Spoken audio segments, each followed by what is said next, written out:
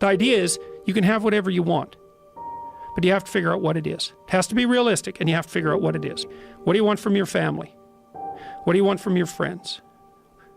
How are you going to educate yourself? What do you want for your career? How are you going to use your time outside of work? How are you going to handle drugs and alcohol and other temptations like that? How are you going to keep yourself mentally and physically healthy? And these are open questions, like you get to answer them. It's okay, so now develop a vision. What's your life going to be like in 3 to 5 years? So you write it down. Then we do something else, which is, okay, your bad habits and your resentment and your bitterness and all of that, your procrastination gets completely out of hand, and you auger down, and you're in your own personal version of hell in 3 to 5 years. What does that look like? Well, everyone knows that. It's like everyone can look into the future and think, well, if I keep going on this dark path, this is where I'll end up. Well, then you've got little hell outlined for yourself to run away from, and you got a little heaven outlined for yourself to run towards, and then you're motivated.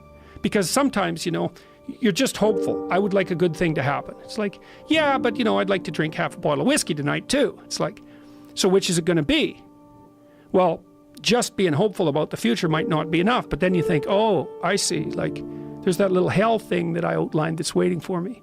And maybe I'm afraid of taking the next step forward because it's demanding and challenging. It's like, yeah, I'm afraid of that, but I'm way more afraid of where I might end up if I don't get my act together. And people should be. That's why there are conceptions of hell in so many religions. It's like, hell's a real place. Whether it's eternal, that's a whole different question. Whether it's waiting for you in the afterlife, that's a whole different question.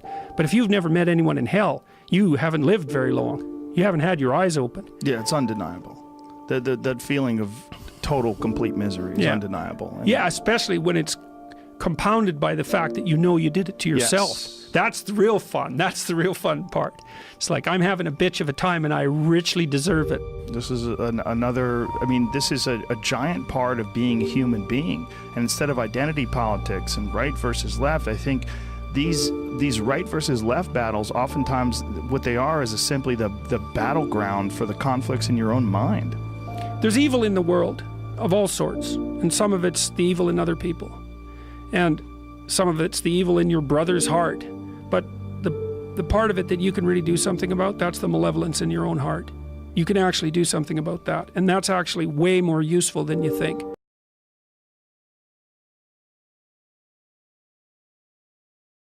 And that also makes you strong enough to identify it and to fight it when you see it in the external world. Plus, you don't do any harm.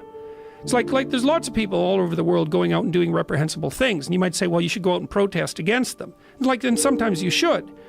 But most of the time you should think, where am I falling short of the ideal? My own ideal. Doesn't have to be one that someone puts on you. Where am I less than I should be? Where am I bitter? Where am I making the world a worse place than it has to be? Like, you ask yourself those questions, you'll be in for a big shock. Say, well, what would happen if you stopped doing that? Like, stop saying things that make you weak. Stop telling lies that you know to be lies. Stop doing things you know to be useless and counterproductive. Aim high. Adopt some responsibility. And then see what the hell happens. And one of the things that I've also been telling people, informing people about, is the idea that life isn't a game.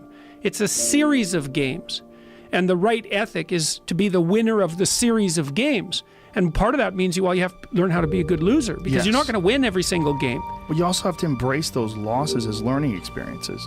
And the people that have never lost are afraid of losing. They're afraid of learning. You're afraid of that feeling, that terrible feeling that you get from losing is so beneficial. Let's say that you could pick you can pick your level of competition in life to some degree. Okay, so let's say you pick a level of competition where you're always winning. It's like, well, all that means is you've picked the wrong level of competition. Yes. Because, you know, like, let's say you're a grandmaster chess player and all you do is play amateurs, and every night you go home and congratulate yourself on what a genius you are because you just stomp these people left, right, and center. It's like, you're not a genius, you're a dimwit. Right. What you should be doing is playing people who are beating you, like, well, as much as you can tolerate. Right. So maybe that's 40% of the time, maybe it's 60% of the time. But that way, because to be a winner, you want to be disciplined, you want to know what you're doing, and then you want to be on the edge where your skills are being developed. And if you're going to be on the edge where your skills are going to be developed, you're at a place where losing is always a possibility, because otherwise you're not pushing yourself beyond your current capacity.